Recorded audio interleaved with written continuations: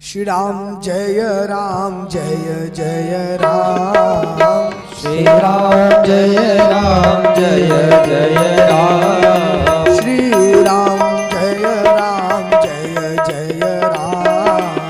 श्री राम जय राम जय जय राम। जय जय विघ्न हरण हनुमान। जय जय विघ्न हरण हनुमान। जय जय सिद्धिकरण हनुमान। जय जय सिद्धिकरण हनुमान। कौशल्या के प्यारे राम। कौशल्या के प्यारे राम। दशरथ राज दुलारे राम। दशरथ राज दुलारे राम। संतन के रखवारे राम। संतन के रखवारे राम। श्री राम जय राम जय जय राम। श्री राम जय राम जय जय राम। धर्म की अधर्म का निराश हो, प्राणियों में सद्भावना हो, विश्व का कल्याण हो, गौ माता की जय हो, गौ हत्या बंद हो, सनातन धर्म की जय हो, परम श्रद्धेय महामंडलेश्वर स्वामी विद्यागिरी जी महाराज की जय हो, परम श्रद्धेय महामंडलेश्वर स्वामी देवेंद्रानंद गिरी जी महाराज की जय हो, तीर्थराज प्रयाग की जय हो, हनुमान जी महाराज की जय हो, समस्त संत गणों की जय हो, समस्त भक्त गणों की जय हो। ओम नमः पार्वती पते हर हर महादेव। इस कुंभ के अवसर पर हम और आप तीर्थराज प्रयाग में एकत्रित हुए हैं। प्रथम प्रणाम तीर्थराज प्रयाग को हम और आप करते हैं, जिनकी कृपा से हम और आप यहाँ भगवत चर्चा करने में सामर्थ हो पा रहे हैं। हमको ऐसा अवसर तीर्थराज प्रयाग प्रदान कर रहे हैं। माता गंगा जिनकी गोद में बैठकर इस समय हम और आप कल्पवास भी कर रहे हैं, कथा भी श्रवण कर रहे हैं। तत्पश्चात परम श्रद्धेय महामंडलेश्वर स्वामी श्री विद्यागिरी जी महाराज, प्रभु की प्रेरणा उनमें और उनके आशीर्वाद से इस शिविर में अनवरत इससे पहले श्रीमद् भागवत महापुराण का रसास्वादन आपने किया। तत्पश्चात श्री राम कथा की चर्चा भी हम और आप कर पा रहे हैं। महाराज जी का तपस्या है, उनका आशीर्वाद है। समस्त संगीत पर विराजमान विद्वजन बहुत सुंदर अभी वो लोग नावान्य पुराण का पाठ किए।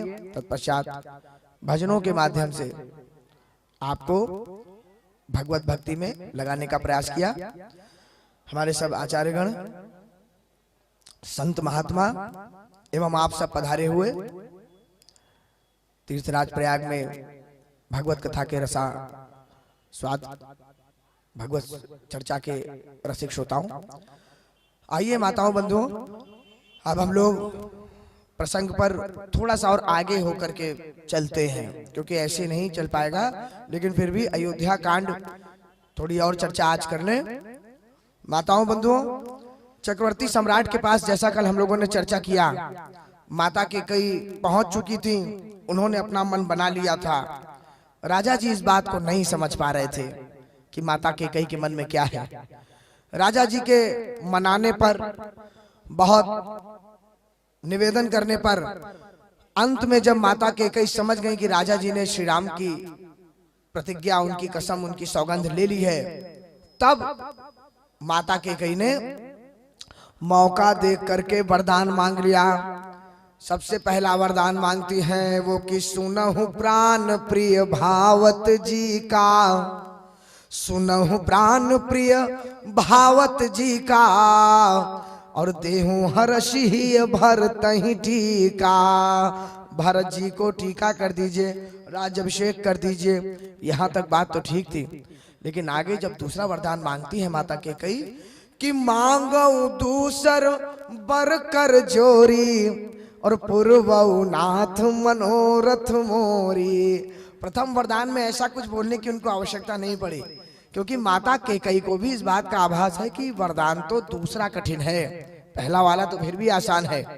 क्या मांग रही है? कह रही है तापस वेश और विशेष उदासी, 14 बरस राम वनवासी। 14 वर्ष का वनवास भगवान श्री राम को माता केकई ने मांगा। माताओं, बंधुओं, राजा जी की तो स्थिति मैं क्या बताऊं आपको। उनकी स्थिति गोस्वामी जी ने इतनी दीनहीन लिखी। माथे हाथ मूंदी दो लोचन और तनु धरी सोच लागी जनु सोचन। मानो सोच ही शरीर धर के सामने बैठ गए हैं। मस्तक माथे पर हाथ रख के झुका लिया अपना सिर, और तब तक माता केकई देख रही हैं। गयौ सहम नहीं कछु कही आवा, जनु सचान बन झपटे उलावा। विवरण भयो निपट नर पालू, और दामिनी हतेउ मनहु तरु तालू। चक्रवर्ती सम्राट देख रहे हैं ये क्या हो गया। कौने अवसर का भयो, गयौ नारी विश्वास। जोग सिद्धि फल समौ जिमि जति ही अवेद्यानास। क्या सोचा था, क्या स्वप्न देखा था, और केकई माता ने, केकई मेरी रानी ने इस प्रकार से धोखा मेरे साथ कर दिया। अरे केकई, चक्रवर्ती सम्राट कह रहे हैं केकई ऐसा मत करो, वरना आने वाली पीढ़ी कभी किसी नारी पर विश्वास नहीं करेगी। किसी को कोई वचन नहीं देगा व्यक्ति किसी स्त्री को कि न जाने क्या वरदान मांग ले। ऐसा मत करो। बहुत समझाया चक्रवर्ती सम्राट ने। ये अपने आप में एक बहुत विस्तृत प्रसंग है माताओं बंधुओं। अरे समझाना तो दूर है, पैर तक पकड़ लिए थे माता केकई के, चरण पकड़ लिए, चरणों पे गिर गए थे चक्रवर्ती सम्राट। गही पद विनय कीन बैठारी, कि जनि दिन कर कुल हो वो कुठारी। मैं तुम्हारे पैर पड़ लेता हूं, मांगू माथ अब ही देऊं तो ही, लेकिन राम बिरह जनि मारे सिमोही। ऐसा मत करो कि कहीं मैं राम के बिना नहीं रह पाऊंगा। तुम इस बात को समझती हो, फिर इस प्रकार से क्यों मेरे साथ अत्याचार कर रही हो। कि कहीं आप यही चाहती है ना कि भरत का राज अभिषेक होगा, मैं भरत का राज अभिषेक करूंगा। मैंने कहा, मना किया कि भरत का राज अभिषेक नहीं होगा, लेकिन राम के साथ ऐसा अत्याचार मत करो। और तुम नहीं जानती है, तुम राम के साथ अत्याचार नहीं कर रही, मेरे साथ अत्याचार कर रही हो। चक्रवर्ती सम्राट ने क्या निवेदन नहीं किया। अंत में यहां तक भी कहा कि ये राम की बात नहीं, मेरी बात है। केकई, यह संभव हो सकता है कि मछली बिना जल के रह जाए, और यह भी संभव हो सकता है कि सर्प बिना फनी के सुखी रह जाए। लेकिन कहूं स्वभाव न छल मन माही, कि जीवन मोर राम बिनु नाही। मैं नहीं रह सकता केकई, इस बात को आप विचार करिए, एक बार और विचार कर लीजिए। बहुत बहुत हाथ जोड़े। माताओं बंधुओं, अंत में जब माता केकई ने कह दिया कि देखिए, आपको भरत जी के राज्य अभिषेक की जितनी प्रसन्नता नहीं है ना, उससे ज्यादा हमें लग रहा है कि आपको राम जी के वनवास का दुख हो रहा है। भरत जी की तो बात ही नहीं कर रहे इतनी देर से आप, भरत जी के बारे में कुछ नहीं कह रहे आप। कितनी सुंदर बात चक्रवर्ती सम्राट ने कही। उनका केकई, ऐसा मत समझना कि मुझे भरत से प्रेम नहीं है। मोरे भरत राम दो आँखी। देखिए, एक बात सदैव याद रखिएगा, रामचरितमानस में कोई भी अर्धाली उठा लीजिए, जिस अर्धाली में जहां पे राम हो और भरत हो, अलग अलग अर्धाली, और किसी भी अर्धाली किसी भी दोहे में भरत जी की जगह राम जी को फिट कर दीजिए, और राम जी की जगह भरत जी को फिट कर दीजिए। आपको कहीं पर भी मात्रा में गड़बड़ नहीं लगेगा, चौपाई गाने में दिक्कत नहीं आएगी। कहीं पे भी आप उठा करके राम ही बंधु सोच दिन राती, भरत ही बंधु सोच दिन राती, भरत ही होई न राजमद विधि हरिहर पद पाए, और राम ही हो ही न राजपद विधि हरिहर पद पाए। आप मात्रा बदल लीजिए, फर्क नहीं पड़ेगा राम और भरत में। इतना माने, इससे ज्यादा और कितना दिखाएं। राम ही भरत ही मोहि कछु अंतर काहू। भगवान श्री राम ने उत्तरकांड में स्वयं इस बात को कहा है। मैं ये इसलिए कहना चाह रहा हूं कि यहाँ पे चक्रवर्ती सम्राट अगर ये भी कह देते अर्धाली में कि केकई आप चिंता मत करो, मोरे राम भरत दो आखी, सत्य कहूं लखी शंकर साखी, तो कुछ बिगड़ नहीं जाता अर्धाली में, लेकिन बिगड़ जाता परिवार में। माता केकई कहती वाह इतना राम से प्रेम कि नाम भी ले रहे हो तो पहले राम का नाम ले रहे हो, बाद में मेरे बेटे भरत का ले रहे हो। ये ध्यान रखने के लिए चक्रवर्ती सम्राट बहुत संभल के कह रहे हैं कि केकई मोरे भरत राम दो आखी, और सत्य कहूं लखी शंकर साखी। भगवान शंकर की सौगंध है, मैं सच कह रहा हूं। लेकिन माता केकई नहीं मानी तो नहीं मानी। तो जब नहीं मानी, माता केकई ने आखिरी फरमान जारी कर दिया। सारी बात एक तरफ राजा जी, अब मैं केवल आपसे एक ही बात कहना चाहती हूं कि होत प्रात मुनि बेश धरी, जौन राम बन जाहि, तो मोर मरन राउर अजस नृप समुझे मन माहि। ध्यान दीजिएगा, माता केकई के मन में स्वार्थ भरा है माताओं बंधुओं। और जब व्यक्ति किसी भी व्यक्ति के अंदर स्वार्थ भर जाता है ना, जब वो सोचता है कि मुझे तो ये चाहिए ही चाहिए, तो आप उसको कितना भी समझाइए कि आप जिस जिद पे अड़ गई हैं, जो स्वार्थ आपको लग गया है, उसके एडवर्स इफेक्ट सोचे आपने, माने उसकी खामियां क्या है समझा आपने, क्या हो सकता है उसके एवज में, ये समझा आपने। माता केकई समझने को तैयार नहीं। क्या? देखिए दोहे में ही समझ में आएगा। माता केकई ने कहा देखिए ऐसा है, होत प्रात मुनि बेश धरी, जौन राम बन जाहि, तो मोर मरन और राउर अजस नृप समझिए मन माहि। माने यदि राम जी चले नहीं गए तो माता केकई का मरण हो जाएगा और राजा का अबजस हो जाएगा। ये तो माता केकई सोच रही है, ये तो बोल रही है, लेकिन इस बात पे ध्यान नहीं दे रही कि यदि इसका उल्टा हुआ तो क्या होगा। राम जी यदि चले गए तो क्या होगा, नहीं गए तो बता दिया उन्होंने क्या होगा। तो जैसे नहीं गए तो जो होगा, चले गए तो उसका उल्टा हो जाएगा। क्या होगा? अगर माता केकई कह रही है मैं मर जाऊंगी और आपका यश अपयश होगा, अगर राम जी नहीं गए और चले गए तो वही हुआ माताओं बंधुओं की, राव का तो मरण हो गया और माता केकई का अपयश हो गया जीवन भर के लिए।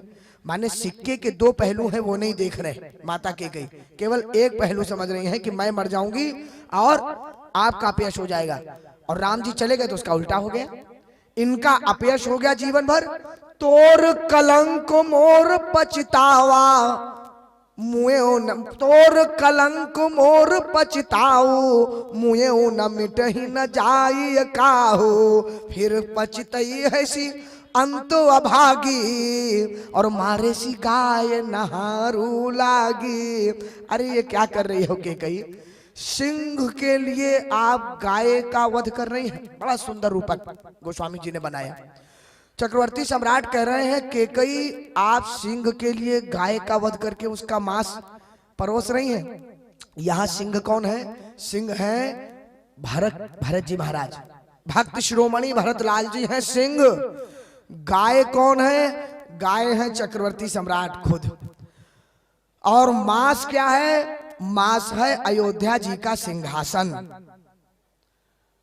चक्रवर्ती सम्राट कह रहे हैं कि केकई आप मुझको मार के ये अयोध्या जी का सिंहासन भरत जी रूपी सिंह के लिए आप शिकार करके देना चाह रही है ना, तो केकई याद रखना, सिंह दूसरे का मारा हुआ शिकार खाना तो दूर सूंघता भी नहीं है, गाय भी मर जाएगी, सिंहासन भी खाली रह जाएगा, माने मांस भी किसी काम नहीं आएगा, केवल हाथ लगेगा तो फिर पछतई है सी अंत अभागी, और मारे सी गाय नहारू लागी। हाथ जोड़े, पैर पड़े, बार बार विनय किया।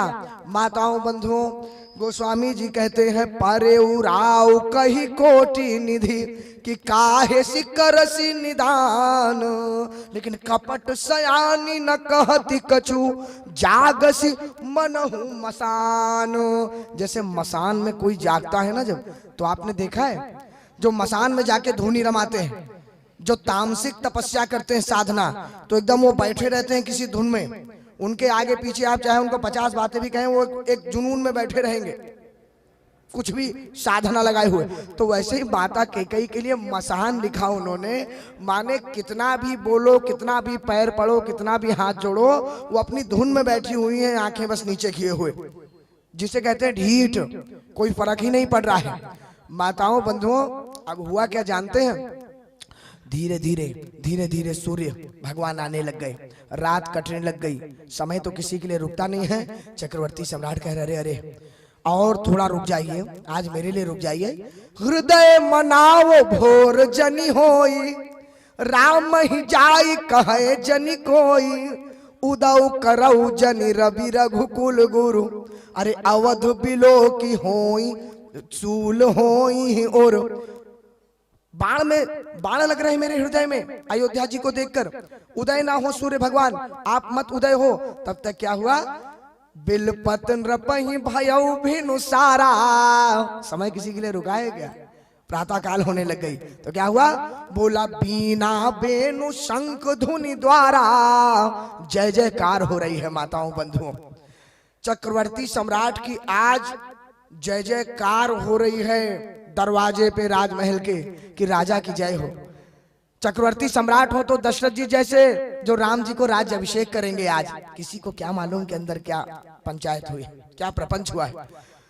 तो पढ़ही भाट गुण गावही गायक, सुनत रपही जनु लागत सायक। और राजा जी को तो वो गान, वो प्रशंसा मानो तीर की तरह लग रहे हैं। मंगल सकल सुहाई न कैसे, सहगामिनी विभूषण जैसे। ये तो पूर्वांचल की ही प्रथा है, आप लोग जानते हैं सहगामिनी विभूषण जैसे। क्या उपमा दी है गोस्वामी तुलसीदास जी महाराज ने माताओं बंधुओं। जब किसी के यहाँ भगवान न करे, किसी के यहाँ 9 युवक, बिल्कुल 9 दंपति हो और पतिदेव चले जाए, मान लीजिए साल 2 साल 5 साल में देहांत हो जाए पतिदेव का, तो हमारे यहाँ प्रथा है 10वीं के दिन, कि 10वीं के दिन महापात्र को दान दिया जाता है। प्रयाग में हम लोग देते हैं माताओं बंधुओं, ध्यान दीजिएगा, प्रथा है ये। तो जब महापात्र को दान दिया जाता है ना, तो जो धर्म पत्नी होती है वो उसी प्रकार से बन संवर के आती है जैसे वो बन संवर के आई थी अपने विवाह के दिन, उसी प्रकार से वो आभूषण पहनती है सारे, उसी प्रकार। लेकिन आप लोग एक बात बताइए, कितने भी आभूषण क्यों ना पहन ले, अरे 1 महीने बाद ही क्यों ना देहांत हुआ हो पतिदेव का, नई नवेली दुल्हनी क्यों ना हो, कितने भी आभूषण पहन के वो क्यों ना आ जाए, लेकिन क्या वो सुंदर लगती है, कहीं से रूपवती लगती है उसका रूप। तो आज उसी प्रकार से सारा गान अयोध्या जी का लग रहा है, सारी जय जयकार राजा जी को उसी सहगामिनी के आभूषण की तरह लग रही है कि मैं अंदर से क्या कर चुका हूं, अयोध्या वासियों को मालूम ही नहीं है। मंगल सकल सुहाई न कैसे, सहगामिनी विभूषण जैसे। तो द्वार भीर सेवक सचिव, आप लोग स्नान करने जाते हैं ना गंगा जी में संगम में, 3:30 बजे जाएंगे निकल के, तो 2, 5, 10 लोग रहेंगे, 4 बजे तक 20-25 हो जाएंगे, 4:30 तक और 50 हो जाएंगे, 5 बजे तक 100, 150, 200, 400 हो जाएंगे, 6 बजे तक तो भीड़ लग जाएगी। उसी प्रकार से ब्रह्म मुहूर्त 4, 4:30, 5, 5:30, 6 बजते जा रहे हैं, भीड़ बढ़ती जा रही है दरवाजे पे राजमहल के, और सब लोग इस प्रतीक्षा में हैं कि राज्य अभिषेक कब होगा प्रभु श्री राम का। तो द्वार भीर सेवक सचिव, कहीं उदित रवि देखी, कि जागे अजहु न अवधपति, कारण कवन विषेखी पछिले पहर। भूप नित जागा और आज हम ही बड़ अचरज लागा। अरे राजा जी तो ब्रह्म मुहूर्त से भी पहले जागने वाले हैं, आज अभी तक दरवाजा नहीं खुला, अभी तक गेट नहीं खुला, कैसे जगाएं, क्या करें? अब ध्यान दीजिएगा, सब लोग तो नीचे सोच रहे हैं कैसे जगाएं, और सुमंत्र जी महाराज जो मंत्री हैं वो भी दरवाजे के बाहर टहल रहे हैं, कैसे जगाएं कैसे जगाएं। अरे भाई सो रहे हैं राजा जी। एक बात सदैव याद रखिएगा, किसी आदरणीय व्यक्ति को जगाना भी कोई आसान बात नहीं है। अगर वो विराम कर रहा है, सो रहा है, तो बहुत सत्य का बात कर रहा हूं मैं, उसको जगाने के लिए कोई उसका खास ही व्यक्ति होगा तो जगा पाएगा, वरना अगर कह दिया कि वो विश्राम में है, वो सो रहे हैं, तो फिर इंतजार करिए, कोई खास ही होगा जिससे कहोगे आप ही अब जाके जगाओ। अरे बोलो बोलो, बहुत जरूरी बात है, जाइए जाइए, कहिए कहिए, उठाइए उठाइए, और कोई नहीं उठा सकता। तो उसी प्रकार सचिव सुमंत्र जी घूम रहे हैं, क्या करें क्या करें, कैसे जगाएं कैसे जगाएं। तब तक सबने कहा अरे घूम क्यों रहे हो सुमंत्र, अरे जाते क्यों नहीं हो, जगाओ ना अंदर, तुरंत जगाओ, जाओ जाओ सुमंत्र जगावहु जाई, और कीजिए काज रजाय सुपाई, जाओ जाओ जल्दी जगाओ। तो सुमंत्र जी ने सोचा कि अब क्या जवाब दे सकता हूँ, तो जाना ही पड़ेगा। राजा जी कहेंगे तो कह दूंगा महाराज सब लोग बहुत भीड़ लगी हुई, सब लोग परेशान हो रहे, क्या करता मैं। अंदर घुसे तो क्या देखते हैं जानते हैं माताओं बंधु, सुमंत्र जी महाराज की नजर पड़ी तो पहले बैठी है माता केकई, खामोश बिल्कुल शांति मुद्रा में, और उनके बगल में लेटे हुए हैं चक्रवर्ती सम्राट मूर्छित अवस्था में। तो मूर्छित अवस्था में यदि सुबह सुबह कोई मूर्छित अवस्था में बैठा हो तो आप लोग यही सोचेंगे ना कि ये सो रहा है गहरी नींद में, ये थोड़ी समझेंगे बेहोश हो गया है। भाई अपने कमरे में लेटा है व्यक्ति बिस्तर पे, तो आप ये सोचेंगे कि बेहोश हो गया है, सड़क पे जाके लेटेगा तो आप समझेंगे बेहोश हो गया है। उसी प्रकार से मूर्छित अवस्था में चक्रवर्ती लेटे हुए थे, माता केकई बगल में खड़ी थी। सुमंत्र जी दौड़े राजा जी के पास कि राजा जी आप 3 बजे जाग जाते थे, आज 6 बजे तक आप लेटे, जरूर कुछ हुआ होगा। तो जैसे ही दौड़े ना, तब तक माता केकई ने रोक दिया, अरे रुको रुको रुको, सुनो सुनो। सुमंत्र जी ने क्या हुआ माता, माता केकई जानते हो, माता केकई कह रही जानते हो, परी नाराज ही नींद निसी, रात भर नहीं सोए, रात भर नहीं सोए।